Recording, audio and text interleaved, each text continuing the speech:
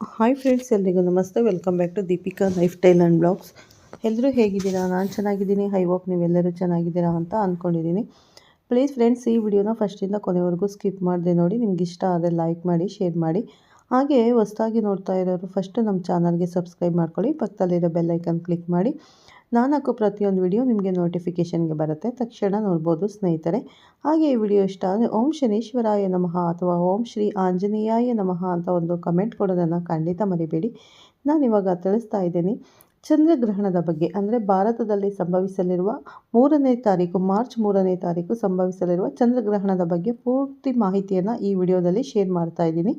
ಎಲ್ಲೂ ಸ್ಕಿಪ್ ಮಾಡದೆ ನೋಡಿ ಅಂತ ಕೇಳ್ಕೊತೀನಿ ಸ್ನೇಹಿತರೆ. 2026 ಮಾರ್ಚ್ 3ರಂದು ಸಂಭವಿಸಲಿರುವ ಚಂದ್ರಗ್ರಹಣವು ಭಾರತಕ್ಕೆ ಅನ್ವಯಿಸಲಿದೆಯಾ ಅಥವಾ ಇಲ್ವಾ?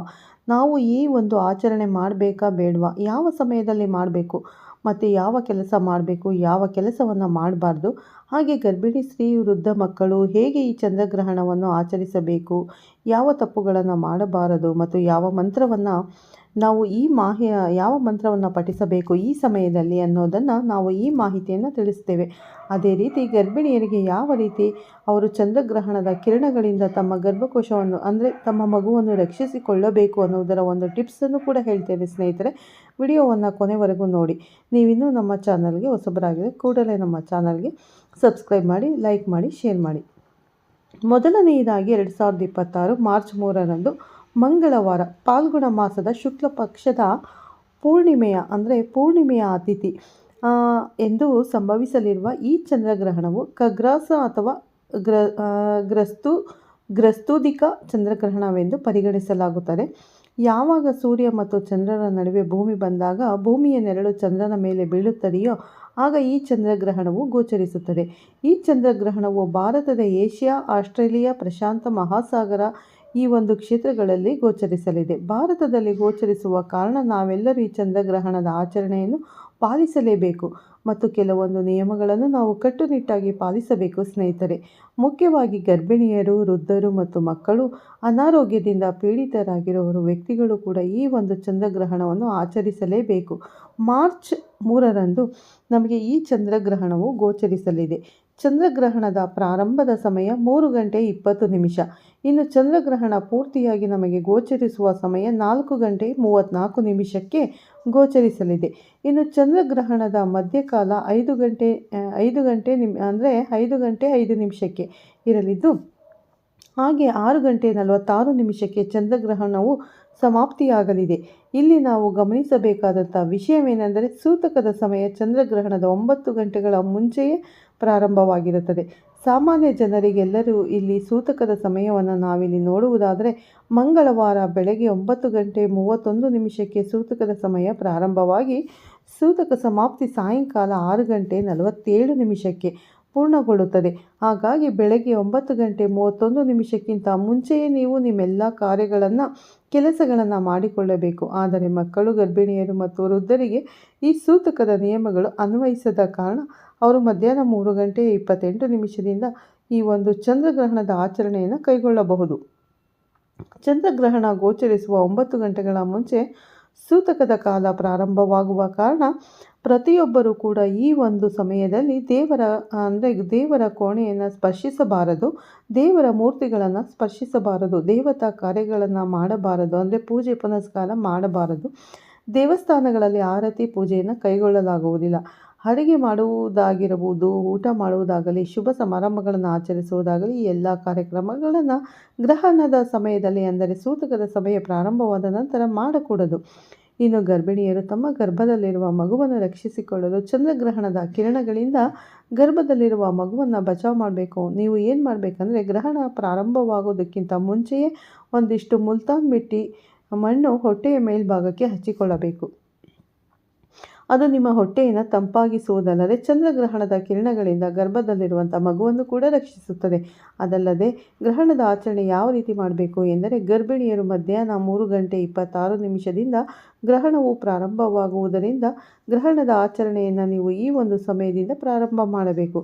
ಯಾವುದೇ ರೀತಿಯ ಆಹಾರ ಸೇವನೆ, ನೀರು ಕುಡಿಯುವುದು, ಮಲಗುವುದು, ನಿದ್ರೆ ಮಾಡುವುದು, ಚಂದ್ರಗ್ರಹಣದ ಸಮಯದಲ್ಲಿ ಹೊರಗಡೆ ಓಡಾಡುವುದು, ಅಲ್ಲದೆ ಮೂತ್ರ ವಿಸರ್ಜನೆ ಮಾಡುವುದು, ಕಬ್ಬಿಣದ ವಸ್ತುಗಳಿಂದ ಏನಾದರೂ ವಸ್ತುಗಳನ್ನು ಕಟ್ ಮಾಡುವುದು, ಕತ್ತರಿಸುವುದು, ಹೊಲಿಯುವುದು ಹೀಗೆ ಯಾವುದೇ ಕೆಲಸಗಳನ್ನು ಗರ್ಭಿಣಿ ಸ್ತ್ರೀಯರು ಮಾಡಬಾರದು ಸ್ನೇಹಿತರೆ. ಒಂದು ಶುದ್ಧವಾದ ಜಾಗದಲ್ಲಿ ಕುಳಿತುಕೊಳ್ಳಬೇಕು. ಮುಖ್ಯವಾಗಿ ಅಂದಿನ ದಿನ ಹೊರಗಡೆ ಆಕಾಶದತ್ತ ಕುತೂಹಲದಿಂದ ಗ್ರಹಣವನ್ನು ನೋಡಲು ಹೋಗುತ್ತೀರಿ. ಯಾಕೆಂದರೆ ಚಂದ್ರಗ್ರಹಣದ ಕಿರಣಗಳು ನಿಮ್ಮನ್ನು ಹಾಗೂ ನಿಮ್ಮ ಗರ್ಭದಲ್ಲಿರುವ ಮಗುವನ್ನು ಸ್ಪರ್ಶಿಸಿದ ಹಾಗೆ ನೀವು ಮನೆಯಲ್ಲಿ ಇದ್ದು ಸುರಕ್ಷಿತವಾಗಿ ನಿಮ್ಮನ್ನು ನೀವು ನೋಡಿಕೊಳ್ಳಬೇಕು. ಗ್ರಹಣವು ಸಾಯಂಕಾಲ 6:30 ಮುಕ್ತಾಯಗೊಳ್ಳುತ್ತದೆ. ಆ ಸಮಯದ ನಂತರ ಪ್ರತಿಯೊಬ್ಬರೂ ಸ್ನಾನವನ್ನು ಮಾಡಿ ಊಟವನ್ನು ಮಾಡಿಕೊಳ್ಳಬಹುದು.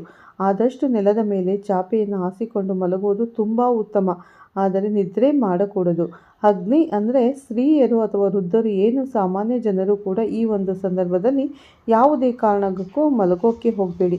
ಈ ಒಂದು ಸಂದರ್ಭದಲ್ಲಿ ನೀವು ಜಪ ಮಂತ್ರ ತಪ ಮಾಡಿ ಮಂತ್ರವನ್ನು ಪಠಿಸಿ.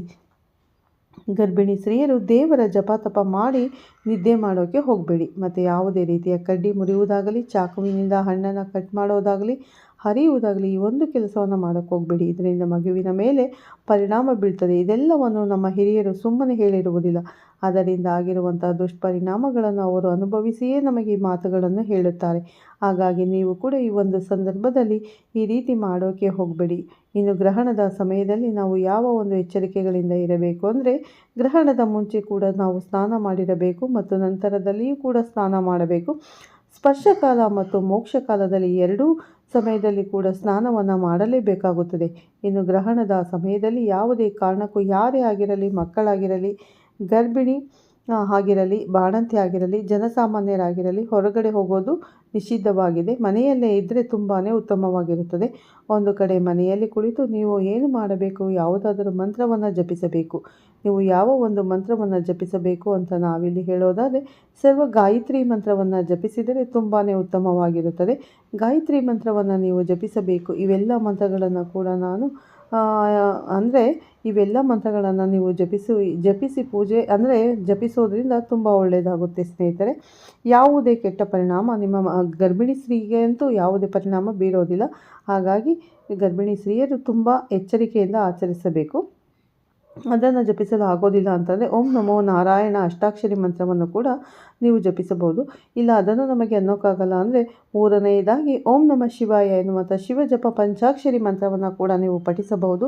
ನಾವು ಯಾಕೆ ಈ ಒಂದು ಮಂತ್ರವನ್ನು ಜಪಿಸಬೇಕು ಅಂದರೆ, ಮಾಮೂಲಿ ದಿನಗಳಲ್ಲಿ ನೀವು 108 ಸತಿ ಜಪಿಸಿದಾಗ ಸಿಗುವಂಥ ಫಲಕ್ಕಿಂತಲೂ 1000 ಪಟ್ಟು ಫಲ ಈ ಚಂದ್ರಗ್ರಹಣದ ಸಮಯದಲ್ಲಿ ಈ ಮಂತ್ರಗಳನ್ನು ಪಠಿಸುವುದರಿಂದ ಸಿಗುತ್ತದೆ. ಮತ್ತು ಮಂತ್ರ ಸಿದ್ಧಿಗೆ ಇನ್ನು ತುಂಬಾ ಪುಣ್ಯಕಾಲವಾಗಿರುತ್ತದೆ. ಇನ್ನು ಗ್ರಹಣ ಹಿಡಿಯುವುದಕ್ಕಿಂತ ಮುಂಚೆ ಅಕ್ಕಿ, ಹಾಲು, ಮೊಸರು, ಧಾನ್ಯ, ಎಣ್ಣೆ, ದಿನಸಿ ಪದಾರ್ಥಗಳು, ದವಸ ಧಾನ್ಯಗಳು ಇವೆಲ್ಲದರಲ್ಲಿಯೂ ಕೂಡ ನೀವು ಏನು ಮಾಡಬೇಕು ಅಂದರೆ, ದರ್ಬೆಯನ್ನು ತೆಗೆದುಕೊಂಡು ಬಂದು ದರ್ಬೆಯನ್ನು ಹಾಕಬೇಕು. ದರ್ಬೆಯನ್ನು ಹಾಕೋದ್ರಿಂದ ದರ್ಬೆ ತುಂಬಾ ಉತ್ತಮವಾಗಿರುತ್ತದೆ. ಮತ್ತು ಅದೇ ರೀತಿಯಾಗಿ ಗ್ರಹಣದ ನಂತರ ಬ್ರಾಹ್ಮಣರಿಗೆ ಅಥವಾ ಬಡವರಿಗೆ ಅಕ್ಕಿ, ಬೇಳೆ, ತರಕಾರಿ ಇವೆಲ್ಲವನ್ನು ನೀವು ದಾನ ಮಾಡಬೇಕು. ಇಲ್ಲ ನಮಗೆ ಅದನ್ನು ಮಾಡಲು ಶಕ್ತಿ ಇಲ್ಲ ಅಂತಂದರೆ ಅಟ್ಲೀಸ್ಟ್ ವಸ್ತ್ರದಾನವನ್ನು, ಆಹಾರ ದಾನವನ್ನು ಕೊಡಬಹುದು. ಇದು ಕೂಡ ನಮಗೆ ಆಗ್ತಾ ಇಲ್ಲ ಅಂತಂದರೆ ನೀವು ಬಡವರಿಗೆ ಯಾರಿಗೆ ಹಣದ ಅವಶ್ಯಕತೆ ಇರ್ತೀರೋ ಆ ಕಡೆ ಪಕ್ಷ ನೀವು ಒಂದು 100 ರೂಪಾಯಿ ಆದರೂ ಕೊಟ್ಟರೆ ತುಂಬಾ ಉತ್ತಮವಾಗಿರ್ತದೆ. ಇನ್ನು ಗ್ರಹಣದ ಸಮಯದಲ್ಲಿ ಈ ತಪ್ಪುಗಳನ್ನು ಎಂದಿಗೂ ಮಾಡಬಾರ್ದು. ಈ ತಪ್ಪುಗಳು ಯಾವ್ಯಾವು ಅಂದರೆ, ಗ್ರಹಣದ ಸಮಯದಲ್ಲಿ ಯಾರೂ ಕೂಡ ಮಲಗಬಾರದು. ಮತ್ತೊಂದು ಪ್ರಶ್ನೆ ನಿಮಗೆ ಬರಬಹುದು, ಮಕ್ಕಳು ಮಲಗಿದರೆ ಅವರನ್ನು ಎಬ್ಬಿಸಬೇಕಾ ಅನ್ನುವಂಥ ಪ್ರಶ್ನೆ. ಬೇಡ. ಯಾಕೆಂದರೆ ಮಕ್ಕಳಿಗೆ ಗ್ರಹಣ ದೋಷ ಇರೋದಿಲ್ಲ, ವೃದ್ಧರಿಗೂ ಕೂಡ ಗ್ರಹಣ ದೋಷ ಬರುವುದಿಲ್ಲ. ಆದರೆ ಶಕ್ತಿ ಇದ್ದವರು ಕೂಡ ಮಲಗೋಕ್ಕೆ ಹೋಗಬೇಡಿ. ಇದರಿಂದ ಅವರಿಗೆ ತುಂಬ ತೊಂದರೆ ಉಂಟಾಗುತ್ತದೆ. ಇನ್ನು ಎರಡನೆಯದಾಗಿ ಊಟವನ್ನು ಮಾಡಲೇಬಾರದು. ಯಾವುದೇ ಕಾರಣಕ್ಕೂ ಚಂದ್ರಗ್ರಹಣದ ಸಮಯದಲ್ಲಿ ಊಟವನ್ನು ಮಾಡಬಾರದು. ಅದರಿಂದ ಅನಾರೋಗ್ಯಕ್ಕೆ ತುತ್ತಾಗ್ತೀರಿ. ಇನ್ನು ಮೂರನೆಯದಾಗಿ ಸ್ತ್ರೀ ಪುರುಷರ ಸಮಾಗಮನ ಸಂಪೂರ್ಣವಾಗಿ ನಿಷೇಧವಾಗಿದೆ. ಅಂದರೆ ಸ್ತ್ರೀ ಪುರುಷರು ಬ್ರಹ್ಮಚರ್ಯವನ್ನು ಪಾಲಿಸಬೇಕಾಗುತ್ತದೆ. ಚಂದ್ರಗ್ರಹಣದ ಸಮಯದಲ್ಲಿ ನೀವು ಸಮಾಗಮನ ಸಂಭೋಗ ಮಾಡುವುದು ನಿಷೇಧಿಸಲಾಗಿದೆ. ಇದು ಕೂಡ ಒಂದು ಕೆಟ್ಟ ಒಂದು ಪರಿಣಾಮವನ್ನು ಬೀರುತ್ತದೆ. ಹಾಗಾಗಿ ಈ ಒಂದು ಸಂದರ್ಭದಲ್ಲಿ ನೀವು ಸಂಭೋಗವನ್ನು ಮಾಡಬಾರದು. ಇನ್ನು ಗರ್ಭಿಣಿ ಸ್ತ್ರೀಯರು ಹೊರಗೆ ಬರಕೂಡದು. ಇರುವಂಥ ಹೆಣ್ಣು ಅಂದರೆ ಮಕ್ಕಳಿಗೆ ಯಾವುದೇ ರೀತಿ ಗ್ರಹಣ ದೋಷ ಇರುವುದಿಲ್ಲ. ಅವರಿಗೆ ಯಾವುದೇ ಒಂದು ನಿಯಮಗಳು ಕೂಡ ಅನ್ವಯಿಸುವುದಿಲ್ಲ. ಇನ್ನು ಗ್ರಹಣದ ನಂತರ ಅಂದರೆ ಇದೇ ನೀವು ಮನೆ ಕ್ಲೀನ್ ಮಾಡಿ ಸ್ನಾನ ಮಾಡಿಕೊಳ್ಳಬಹುದು. ದೇವರ ಪೂಜೆ ಮಾಡಿ ಕಲ್ಲು ಸಕ್ಕರೆ ನೈವೇದ್ಯವನ್ನು ಇಟ್ಟು ಶಕ್ತಿ ಇದ್ದರೆ ಬೆಳಗಿನ ಜಾವ ದಾನವನ್ನು ಮಾಡಿ ಅದು ಅಂದಿನ ದಿನಚರಿಯನ್ನು ಪ್ರಾರಂಭ ಮಾಡಿ. ಎಲ್ಲರಿಗೂ ಕೂಡ ಒಳ್ಳೆಯದಾಗುತ್ತದೆ. ಗ್ರಹಣದ ಕಾಲದಲ್ಲಿ ಕೂಡ ಕೆಲವೊಂದು ನಿಯಮಗಳನ್ನು ಎಲ್ಲರೂ ಪಾಲಿಸಲೇಬೇಕಾಗುತ್ತದೆ. ಹಾಗಾಗಿ ಪ್ರತಿಯೊಬ್ಬರು ಈ ಒಂದು ವಿಚಾರಗಳನ್ನು ಗಮನದಲ್ಲಿ ಇಟ್ಟುಕೊಂಡು ಪಾಲಿಸಿ. ಮತ್ತು ಈ ಒಂದು ದೋಷದಿಂದ ಮುಕ್ತರಾಗಿ ನಾವು ಹೇಳಿರೋ ಮಾಹಿತಿ ನಿಮಗೆ ಇಷ್ಟವಾದಲ್ಲಿ ಕೂಡಲೇ ಒಂದು ಲೈಕ್ ಮಾಡಿ, ಶೇರ್ ಮಾಡಿ, ಹಾಗೆ ನಮ್ಮ ಚಾನಲ್ಗೆ ಸಬ್ಸ್ಕ್ರೈಬ್ ಮಾಡ್ಕೊಳ್ಳಿ. ಪಕ್ಕದಲ್ಲಿರೋ ಬೆಲ್ ಐಕನ್ ಕ್ಲಿಕ್ ಮಾಡಿ ಸ್ನೇಹಿತರೆ. ನಾನು ಹಾಕೋ ಪ್ರತಿಯೊಂದು ವಿಡಿಯೋ ನೋಟಿಫಿಕೇಷನ್ಗೆ ಬರುತ್ತೆ, ತಕ್ಷಣ ನೋಡ್ಬೋದು. ನೋಡಿದ್ರಲ್ಲ, ಗ್ರಹಣದ ಸಮಯದಲ್ಲಿ ಯಾವೆಲ್ಲ ಆಚರಣೆಗಳನ್ನು ನಾವು ಮಾಡಬೇಕು, ಮತ್ತು ಭಾರತದಲ್ಲಿ ಇದರ ಗೋಚಾರ ಇದೆಯಾ ಅಂದರೆ ಹೌದು, ಗೋಚಾರ ಇದೆ. ನಾವು ನಿಯಮಗಳನ್ನು ಪಾಲಿಸಲೇಬೇಕಾಗುತ್ತದೆ. ಪ್ರತಿಯೊಬ್ಬರೂ ಕೂಡ ಈ ಗ್ರಹಣದ ಸಮಯದ ನಿಯಮಗಳನ್ನು ಪಾಲಿಸಿ ನಮ್ಮ ಕಷ್ಟಗಳನ್ನು ಪರಿಹರಿಸಬೇಕು ಅಂದರೆ ನಾವು ದೇವರ ಜಪ ತಪ ಮಾಡೋದು ತುಂಬಾ ಒಳ್ಳೆಯದು ಸ್ನೇಹಿತರೆ. ನಿಮ್ಮೆಲ್ಲರಿಗೂ ಈ ವಿಡಿಯೋ ಇಷ್ಟ ಆಗಿದರೆ ಲೈಕ್ ಮಾಡಿ, ಶೇರ್ ಮಾಡಿ. ಮತ್ತೆ ಸಿಗ್ತೀನಿ ನಿಮಗೆ ಉತ್ತಮ ರಾಶಿ ಭವಿಷ್ಯದೊಂದಿಗೆ ಅಂತ ಹೇಳ್ತಾ ಈ ವಿಡಿಯೋನ ಎಂಡ್ ಮಾಡ್ತಾ ಇದ್ದೀನಿ. ಎಲ್ಲರಿಗೂ ಒಳ್ಳೆಯದಾಗಲಿ. ಮತ್ತೆ ಸಿಗೋಣ ಉತ್ತಮ ರಾಶಿ ಭವಿಷ್ಯದೊಂದಿಗೆ. ಧನ್ಯವಾದಗಳು ಸ್ನೇಹಿತರೆ. ಪ್ರತಿಯೊಬ್ಬರಿಗೂ ಒಳ್ಳೆಯದಾಗಲಿ.